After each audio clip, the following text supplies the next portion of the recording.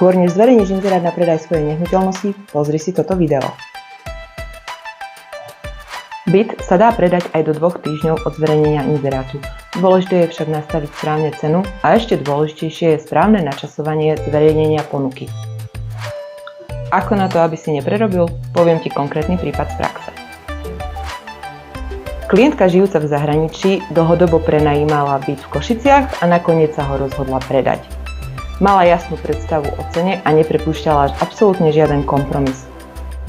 V danom čase sa však ceny nehnuteľností v danej lokalite hýbali o niečo nižšie. Byt sme zverejnili, spravili sme niekoľko obhliadok a po pár obhliadkách dostala ponuku od záujemcu. No tá ponuka bola o 20 000 nižšia, než ona očakávala.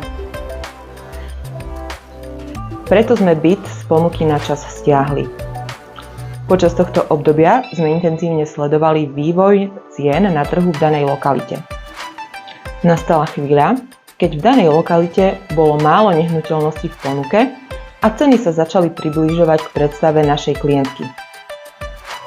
Byt sme v správnej chvíli zverejnili a po prvých obhliadkách sme dostali ponuku o 20 000 vyššiu, než bola tá prvá.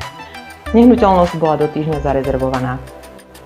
Celá táto stratégia trvala iba 4 mesiace, počas ktorej bol byt prenajatý a klientka teda nebola stratová. Ak chceš teda predať so ziskom, musíš mať dobrú stratégiu. A my ju máme.